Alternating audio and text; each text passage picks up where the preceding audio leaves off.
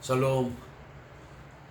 오늘 2020년 8월 19일 오늘 수요일 수요 저녁 예배와 함께 더불어서 오늘 주3 교재 227페이지를 함께 참고하시면서 하나님께 예배하기를 소원합니다.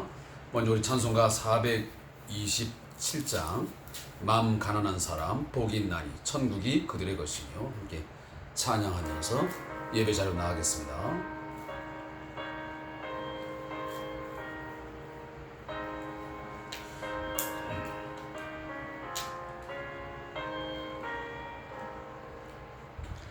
마음 가난한 사람 복이 있나니 천국이 그들의 것이미요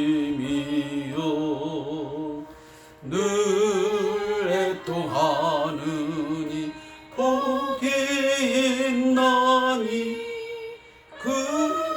그들이 위로를 받으리라 온유한 사람은 복이 있나니 그 땅이 기업이 될 것이요 사모하느니 복이 있나니 그들이 베풀 것이로다 긍휼히 여기면 복이 있나니 긍휼히 여김을 받으리라 마음 정결한 사람 복이 있나니 그들이 하나님 볼 것이라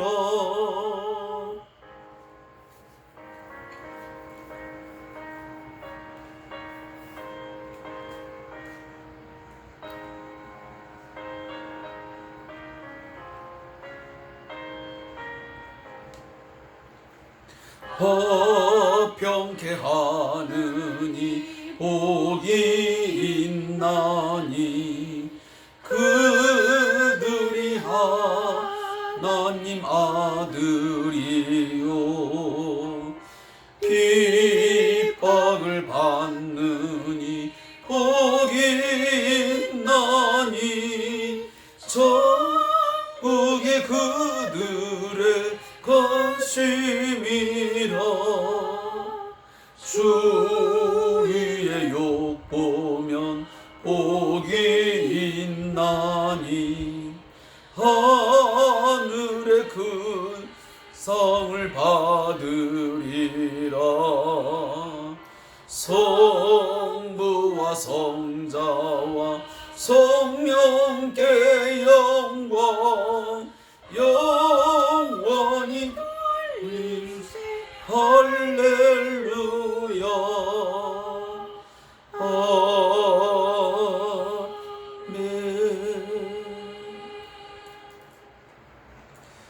우리 함께 들은 이 찬송의 가사의 내용은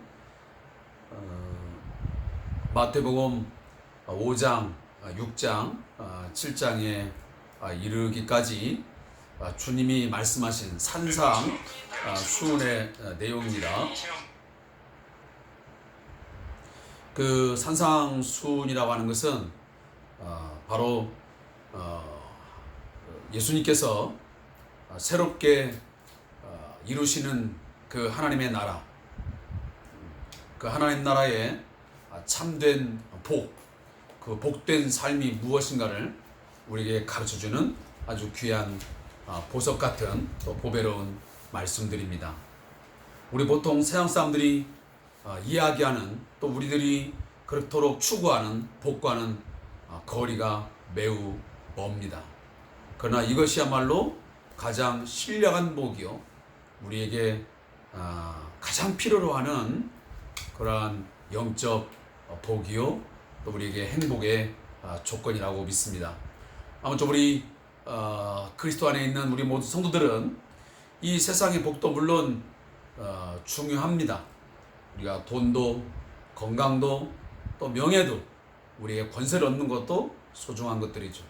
그러나 그러한 것들은 우리의 궁극적이고 영원한 우리에게 정말 그 본질적인 복은 될 수 없습니다. 우리의 가장 내적으로 또 영적으로 가장 큰 복은, 신령한 복은 오늘 우리 함께 찬양을 드렸던 것처럼 마음 가난한 사람, 온유한 사람, 긍휼히 여기는 사람, 화평케 하는 사람, 주를 위해서 핍박을 받고 고난을 받는 사람들이 받는 그 복이 가장 큰 복이요, 주님이 주시는 영원한 복인 것을 여러분이 꼭 깨달으시고 이 복을 추구하시고 이 복을 누리면서 세상 사람들과는 구별된 거룩한 복을 누리면서 살아갈 수 있기를 주의 이름으로 축복합니다. 오늘은 수요일이기 때문에 함께 밤 예배와 함께 더불어서 주상 교제를 가지고 큐티를 나누겠습니다. 오늘 함께 읽을 말씀은 에스겔 45장 1절부터 8절까지 말씀을 읽겠습니다. 에스겔 45장 1절부터 8절까지 구약성경 1223페이지에 기록되어 있습니다. 1223페이지 에스겔 45장 1절부터 8절까지 말씀입니다. 함께 말씀을 읽겠습니다. 너희는 제비 뽑아 땅을 나누어 기업으로 삼을 때에 한 구역을 거룩한 땅으로 삼아 여호와께 예물로 드릴지니 그 길이는 25,000척이요 너비는 10,000척이라. 그 구역 안 전부가 거룩하리라. 그 중에서 성소에 속할 땅은 길이가 500척이요 너비가 500척이니 네모가 반듯하며 그 외에 사방 50척으로 전원이 되게 하되 이 측량한 가운데에서 길이는 25,000척을 너비는 10,000척을 측량하고 그 안에 성소를 둘지니 지극히 거룩한 곳이요 그곳은 성소에서 수종드는 제사장들 곧 하나님께 가까이 나아가서 수종드는 자들에게 주는 거룩한 땅이니 그들이 집을 지을 땅이며 성소를 위한 거룩한 곳이라. 또 길이는 25,000척을 너비는 10,000척을 측량하여 성전에서 수종드는 레위 사람에게 돌려 그들의 거주지를 삼아 마을 20을 세우게 하고 구별한 거룩한 구역 옆에 너비는 5,000척을 길이는 25,000척을 측량하여 성읍의 기지로 삼아 이스라엘 온 족속에게 돌리고 드린 거룩한 구역과 성읍의 기지된 땅의 좌우편 곧 드린 거룩한 구역 옆과 성읍의 기지 옆의 땅을 왕에게 돌리되 서쪽으로 향하여 서쪽 국경까지와 동쪽으로 향하여 동쪽 국경까지니 그 길이가 구역 하나와 서로 같을지니라. 이 땅을 왕에게 돌려 이스라엘 가운데 기업으로 삼게 하면 나의 왕들이 다시는 내 백성을 압제하지 아니하리라. 그 나머지 땅은 이스라엘 족속에게 각 지파대로 줄지니라. 아멘.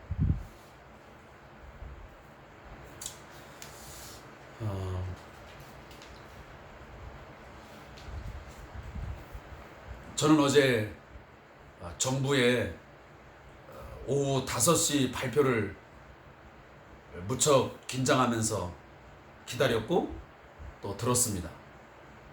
설마 그런 일이 또 있겠나? 거기까지는 가지 않겠지 라고 뭔가 나름 생각을 했었는데 결국은 저의 기대와는 전혀 상반된 그런 결과가 나왔습니다. 서울, 경기, 다시 말하는 수도권 내에 있는 모든 교회들로 하여금 대면 예배를 금지한다고 하는 그 사항이 포함된 채 정부의 발표가 있었습니다. 한마디로 말하면 참담합니다. 마음이 무척 괴롭고 슬픈 일이라고 생각이 되어집니다. 성도들은 어떻게 그 사실을 받아들이고 그 마음이 어떤지는 자세히 알지는 못하겠지만, 제가 있는 직장 내에 어떤 믿는 자들과 제가 그런 농담 아닌 농담을 주고받았습니다. 이번 교회가 어떤 사람에게는 좋은 구실이 되겠다. 주일날 예배 가는 것이 무척 부담스럽고, 안 가면 목사님이나 사역자들로 하여금 전화가 오고 독촉이 오고 마지못해서 가야 되는 상황을 만든 분들이 있고, 어떤 직책에 의해서 가야만 되는 그런 무거운 발길을 했던 사람들은 어찌 보면 좋은 구실도 됐겠다 라고 하는 제가 농담을 주고받았습니다. 그랬더니 어떤 분이 그렇게 말씀하시더라고요. 교회 사모님께서 아파서 교회를 가지 아니하면 차를 가지고 앞에서 기다리니까 안 갈 수도 없고 억지로 간 적도 있다고 하면서 솔직한 자기 심정을 말하더라고요. 물론 그것은 매우 극히 소수이겠지요. 그러나 이번 일로 인해서 많은 교회들이 큰 어려움을 겪는 것은 사실일 것입니다. 많은 대형 교회뿐만 아니고 중소형 교회들이 많은 타격을 아마 경제적인 부분으로도 분명 받을 수밖에 없습니다. 사실 우리끼리 이야기지만 비대면 예배를 하면서, 이 동영상 예배를 하면서 성도들이 정말 헌금 생활을 제대로 할 수 있을까? 아니, 예배 자리에 나오는 것도 때로는 힘이 드는데 과연 정한 시간에 정한 마음 가지고 준비된 마음으로 예배는 과연 제대로 할 수 있을까 하는 그런 염려들이 제 마음에 찾아왔습니다. 그러면서는 이런 생각도 했습니다. 하나님께서 왜 이런 상황들을 또다시 우리에게 겪게 하시는 것일까? 사랑하는 성도 여러분, 기억하십시오. 하나님은 우리 앞에 닥쳐지는 모든 현실을 그저 무의미하게 주시지 않습니다. 어떤 상황이든 우리에게 뭔가 전하는 메시지가 있고 또 그 의미가 담겨져 있습니다. 그냥 우연하게 우리에게 주어진 일이 없습니다. 그렇다면 이 세계적인 이 코로나19의 확산, 특히나 우리 한국교회 이 예배의 금지, 대면 예배의 금지, 이것이 우연이라고 생각하십니까? 저는 이사야 1장을 또다시 생각했습니다. 우리들의 예배가, 그동안 우리의 예배가 하나님께서 받으시기에 속된 말로 너무 역겨웠나?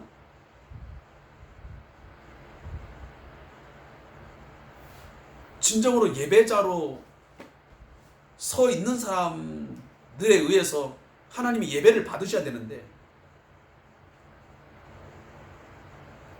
그 예배 자리에 나온 목회자나 또 우리 성도들이 그러한 모습으로 서지 못하기 때문에 과거의 그 구약의 성전 제사의 제물을 갖고 하나님 앞에 나왔을 때 하나님 뭐라고 말씀하십니까? 그 마당만 밟지 마라. 너희들이 가지고 나오는 그 소, 양, 염소, 그거 태워서 드리는 거, 그 냄새 내가 아주 역겹다. 내가 냄새도 맡기 싫다. 들어오지 말라. 성전에 들어오지 말라. 제사하지 말라. 라고 거부하시는 그런 모습이 나옵니다. 저는 그 부분이 갑자기 또 떠올랐습니다.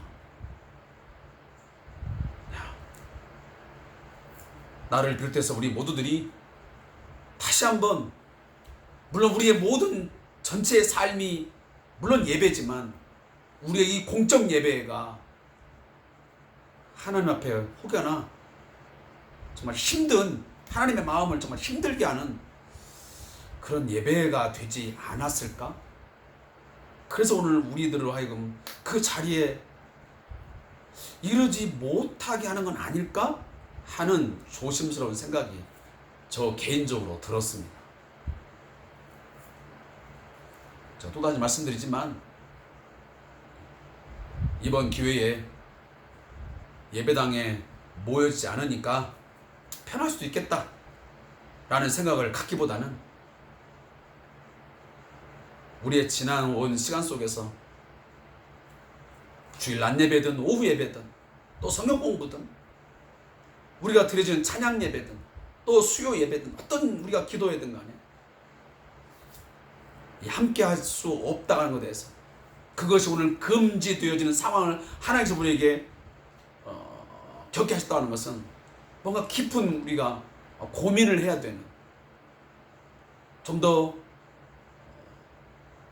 신앙적으로 말씀드리면 돌이키며 회개하는 그런 시간들로 삼아야 되지 않겠나 하는 그런 생각이 저에게 들었습니다. 제가 섬기는 우리 성대한교회 성도님들, 아무쪼록 저와 함께 이 부분을 고민하시면서 우리의 교회가 이 모여지는데 또 모임의 이 공적 예배에 어떤 모습으로 섰는지 우리 함께 기도하시면서 그 예배가, 이 대면 예배가 다시 이루어질 수 있도록 회복되어지기를 위해서 우리 하나님 앞에 간절히 기도할 수 있기를 바라겠습니다. 저도 이렇게 해보지만 우리 성도들과 함께 이 대면하면서 예배를 하고 말씀을 선포하는 것과 여러분들의 얼굴을 보지 않는 가운데서 이 영상을 통해서 이 카메라를 보면서 말씀을 전하는 것이 많은 힘이 들고 또 어려움이 있는 것이 사실입니다. 성도들 입장에서는 이렇게 전하나 저렇게 전하나 말씀 전하는 거 똑같은 거 아니겠나 라고 생각하실지 모르겠지만 그렇지 않습니다. 아무쪼록 우리의 이 비대면 예배가 빨리 끝나고 대면 예배로 다시 우리의 공적 예배가 정상적으로 이루어질 수 있도록 우리 함께 기도하면서 하나님 앞에 간구하는 귀한 시간들이 될 수 있기를 간절히 바라겠습니다. 자, 오늘 에스겔 우리 45장 1절부터 이 8절 말씀을 함께 읽었습니다.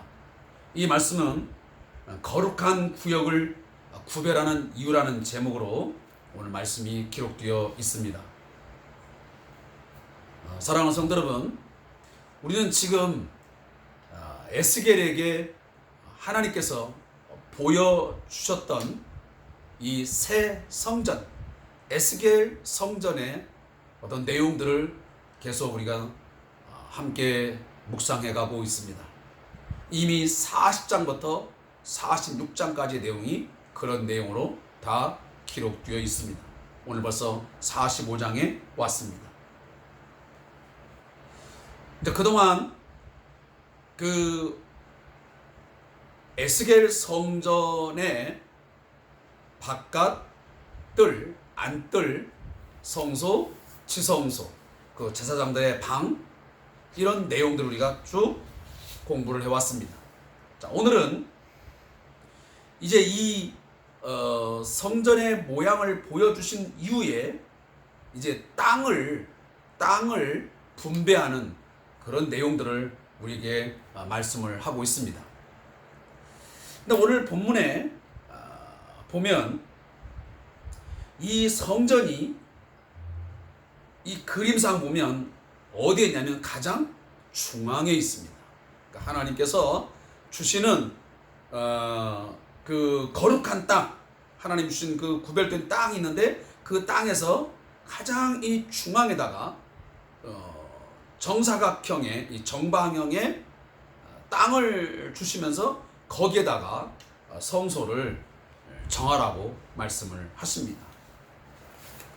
이것은 우리에게 중요한 의미를 시사해 줍니다. 제가 거듭 말씀드리지만 그 이스라엘 백성들의 삶의 중심은 성전이었습니다. 성막이었습니다. 과거 이 이동형 모세에게 명령했던 성막은 그들이 이제 유목민 생활이기 때문에 계속 이동을 합니다. 그러니까 텐트를 쳐서 그 텐트 모양을 통해서 성막이 계속 옮겨지죠. 성막이 옮겨지면 함께 일어나서 그들은 뒤따르면서 이동을 했습니다. 그리고 법궤가 서면 거기에 서서 또 성막을 만들어 놓고 그리고 그 백성들이 거기에 머물러서 삶을 살았죠. 항상 성막 중심이었습니다. 그리고 이제 고정형, 이제 그들이 이제 가나안 땅에 이제 이르러서 이제는 농경 문화를 이루면서 이제 토착민으로서의 이제 삶을 살아가죠.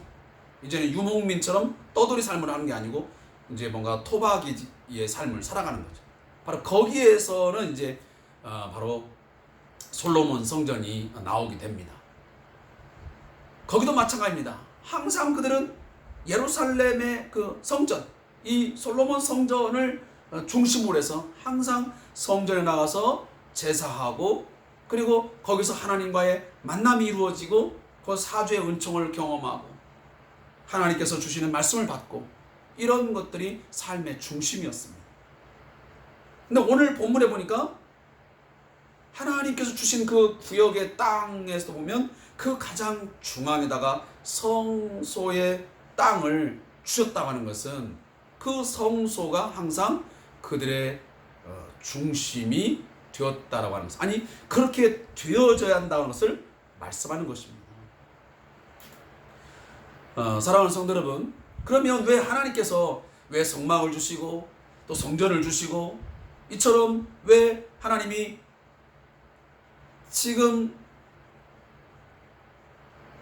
이방 민족에 의해서 땅을 빼앗기고 주권을 빼앗기고 성전이 다 무너져 버리고 모든 것이 다 끝을 이룬 이 상황에서 왜 에스겔에게 왜 성전을 보여주셨겠습니까?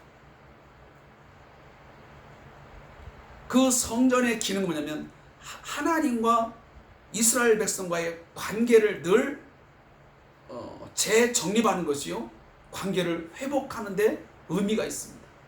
하나님 중심으로 살라는 것이죠. 너희가 하나님을 기억하고 살라는 것입니다. 하나님을 떠나지 말라는 것입니다. 내가 너희들과 함께하니 너희도 나를 떠나지 말고 나를 기억하고 내가 준 그 율례와 법도와 규례를 지키면서 내가 주는 복을 누리면서 살아라. 그것을 떠나지 아니하고 여호와의 법을 떠나지 아니하고 하나님을 떠나지 아니하고 너희들이 거할 때만이 또다시 이방에 짓밟혀서 그런 비참한 삶을 살지 아니하고 이제는 하나님께서 지켜주신 하나님께서 너희들의 기업이 되사 너희들의 힘이 되사 너희들의 방패가 되사 너희의 산업과 너희의 소득과 너희의 모든 삶을 하나님이 지켜주시겠다고 약속하시는 것입니다. 그래서 오늘도 1절에서 뭐라고 말씀합니까? 너희는 제비 뽑아 땅을 나누어 기업으로 삼을 때에 이제 하나님이 주시는 땅을 이렇게 기업을 받아서 이제 나눌 때에 그 구역을 거룩한 땅으로 삼았습니다. 거룩한 땅으로 삼으래. 세상과 구별된 땅으로 삼으래. 그리고 여호와께 예물로 드리라고 했어요. 사랑하는 성도 여러분, 과거 이스라엘 백성들에게 주신 그 가나안 땅이 하나님의 선물이었습니다. 그들의 노력으로 얻어진 게 아닙니다. 그들이 전쟁을 잘해서 빼앗은 얻은 땅이 결코 아니었습니다. 여리고성을 정복하고 그 요단강을 건너가고 하는 모든 과정, 그 전쟁사 속에서 하나님이 전쟁에 능하사 그들과 싸워서 이기게 하심으로 그 땅을 얻게 하셨습니다. 그러니 그 모든 땅은 하나님이 주신 선물의 땅이었습니다. 오늘 우리의 삶은 어떻습니까? 내 노력으로, 내 힘으로 내 삶의 영역이 얻어집니까? 물론 어떤 분들은 그래, 내가 아침부터 저녁까지 열심히 땀 흘리고 내가 노력해서 내가 이만큼 얻었지. 물론 그렇게 말할 수 있습니다. 그러나 그것이 결코 냉정하게 생각해보면 아닙니다. 그것 또한 내 어떤 건강도, 내가 어떤 직장 생활을 하고 사람들과의 만남 속에서 어떤 관계 속에서 내가 사업을 이끌어가고 하는 이 모든 과정 속에서 하나님께서 그러한 과정 하나하나를 지켜주시고 내게 지혜를 주시고 능을 주셨기 때문에 그게 가능한 것이지, 내게서 건강이 허락지 아니하고 그 관계가 제대로 맺어지지 아니하고 여러 가지 여건과 조건들이 맞지 않으면 내가 아무리 힘을 쏘고 애써 보십시오, 그 물질이 들어오나 얻어지는 것, 그 건강이 지켜지는 것, 건강 지켜지지 않습니다. 그러기에 우리의 모든 삶의 영역은 하나님이 주신 선물입니다. 단순히 이 땅이라는 것은 우리 눈으로 보이는 이 땅만을 의미한다고 저는 보지 않습니다. 우리의 삶 전체를 의미한다고 볼 수도 있습니다. 내가 오늘도 밟는 땅, 내가 오늘도 살아가는 삶의 영역들, 이 모든 것들이 다 하나님이 주신 거룩한 땅으로 여러분들이 삼으셔야 됩니다. 내가 오늘 살아가는 삶이 오늘도 하나님 앞에서 거룩한, 다시 말하면 구별된 삶의 영역이요, 그것이 구별된 삶이어야 된다. 그래서 그것을 뭘로? 여호와께 예물로 드릴지니 늘 하나님 앞에 드리는 삶을 살아야 돼. 하나님께서 선물로 받았으니 그 선물로 받은 것들을 내가 물론 누리고 살지만 또한 그것을 가지고 늘 하나님 앞에 헌신하고 하나님을 위하여, 하나님의 영광을 위하여 살아가는 그런 삶의 모습이 우리에게 있어야 된다고 하는 것을 제가 말씀을 드리고 싶습니다. 그리고 오늘 본문에 보면 이제 성전이 이제 중앙에 있고요. 그리고 그 성전에서 이쪽 서쪽과 동쪽이 있으면, 이 서쪽이고 북쪽이 있으면, 아니 동쪽이 있으면 바로 이 북쪽에 그 레위인의 구역이 있습니다. 레위인의 구역. 그래서 오늘 지금 이 레위인의 구역이 있고, 그리고 이 성소, 이 중앙에 있는 성소에 바로 그 옆에 보면 바로 제사장의 구역이 따로 정해져 있습니다. 그러니까 중앙에 성소가 있으면 그 성소 바로 옆에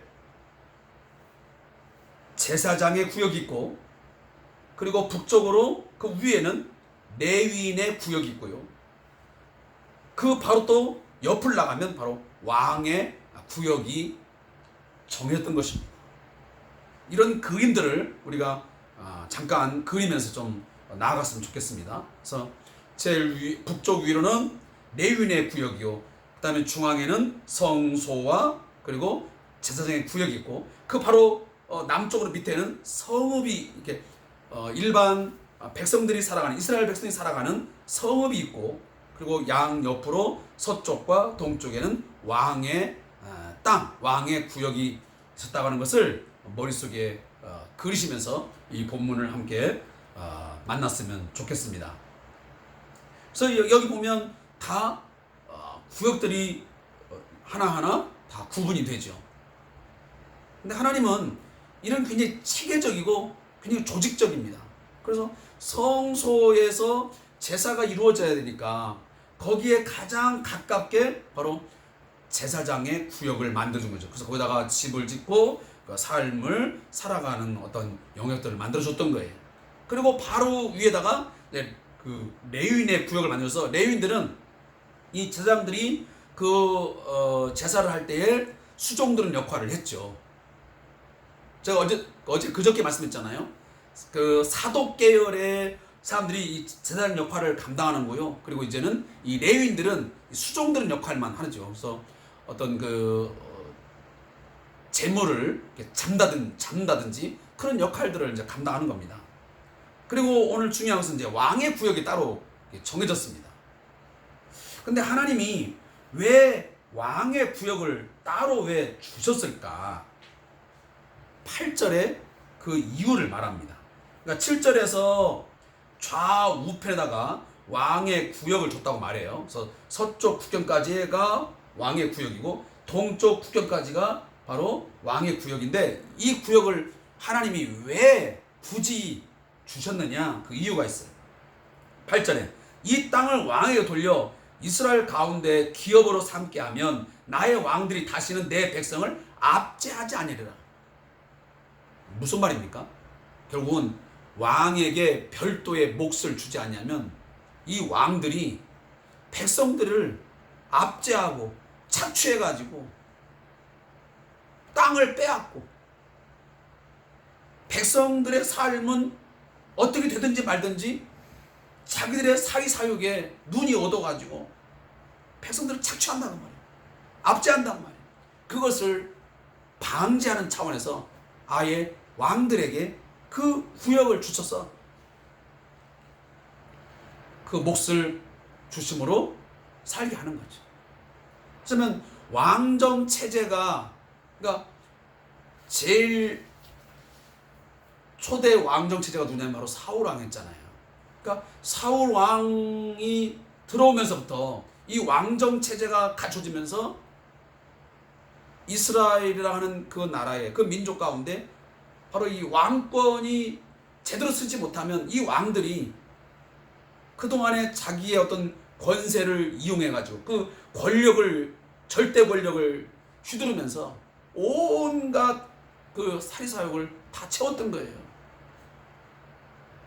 쓸데없는 막 전쟁을 일으켜가지고 막 땅을 빼앗고 그런 일들이 비일비재하게 있었던 것입니다. 그래서 하나님은 오늘 이 새 성전의 모양을 보여주면서 그 이스라엘 백성들에게 새로운 땅을 하나님께서 주시는 그 선물의 땅을 가게 되면 그걸 할 때에 왕에게는 별도의 땅을 내가 주겠다. 그리고 그 목까지만 살아라. 너희들이 다시는 그 권력 가지고 백성들을 압제해가지고 그 백성들을 고통스럽게 하지 말아라. 그들을 궁핍한 삶으로 내버려 두지 말라라고 하나님께서 말씀하시는 것입니다. 그런 것들이 있다는 것을 함께 우리 염두에 주면서 함께 말씀을 들었으면 좋겠습니다. 제가 오늘 그 저자의 묵성을 좀 읽어보니까 제가 이 내용하고 다 이렇게 동의할 수 있는 그런 부분은 다는 아닌 것 같습니다. 물론 뭐 신학자마다 목회자마다 다 바라보는 이 메시지가 조금씩 다를 수 있겠지만 제가 오늘 이 저자가 해놓은 묵상 내용을 보면서 이 본문이 거기까지 하는 내용일까 하는 좀 의구심이 드는 내용이 있었지만 어쨌든 저와 다른 각도에서 묵상한 내용이지만 이 말씀이 주어졌으니까 제가 읽어 드리도록 하겠습니다. 저자의 묵상을 제가 읽겠습니다. 하나님은 새 성전의 구조와 성전을 섬길 제사장 직분의 규례에 대하여 알려주신 다음 거룩한 땅을 어떻게 분할해야 하는지 알려주신다. 먼저 백성들이 한 구역을 거룩한 땅으로 삼아 여호와께 예물을 드리고 하나님의 성전을 위한 터전으로 삼아야 한다. 거룩한 약속의 땅을 분할하기 전에 하나님의 거룩한 임재를 만나는 성소의 땅을 먼저 지정한 것처럼 그리스도인의 삶 가운데 긴급하고 중요한 일이 많을지라도 거룩한 성령의 전에서 하나님을 예배하는 것을 가장 최우선 순위에 두어야 한다. 또한 하나님께서 성전으로 구별하라고 한 땅은 거룩한 땅이며 거룩한 땅의 분할 지정을 통해 성전을 중심으로 한 땅에서 가까울수록 더 거룩하고 성전에서 멀어질수록 덜 거룩하다는 점을 하고자 하신다. 즉 성소가 있는 땅이 가장 거룩하고 성전의 땅에서 가장 가까운 사독 계열 자장이 거하는 지역이 그 다음으로 거룩하며 레위인과 일반 백성들의 땅으로 멀어질수록 덜 거룩해진다. 그러므로 성도들은 거룩하신 하나님을 경외함으로 친밀하게 예배할 때 더욱 거룩한 삶을 살아갈 수 있으며 그분께 가까이 나아가 그리스도의 영광스러운 얼굴을 볼 때 그와 같은 형상으로 변화될 수 있다. 고린도후서 3장 18절. 거룩하신 하나님을 가까이 하는 것이 복임을 알게 하시고 하나님의 거룩한 성전으로 정결한 예배를 드리는 것이 항상 내 삶의 최우선순위가 되게 하소서. 아멘. 어떤 묵상의 내용은 이렇고요. 오늘 그러나 제가 오늘 강조하고 싶은 것은 하나님께서 이스라엘 백성들에게 주셨던 그 새로운 땅, 바로 하나님이 정해진 구역의 그 땅이 거룩한 땅으로 삼아서 여호와께 예물을 드린 것처럼 오늘 우리에게 주어진 삶의 어떤 터전, 우리의 삶의 영역들, 이것이 바로 하나님이 우리에게 주신, 하나님 우리와 함께 하시는 거룩한 땅이요, 하나님께서 우리에게 구별해 주신 것들이니까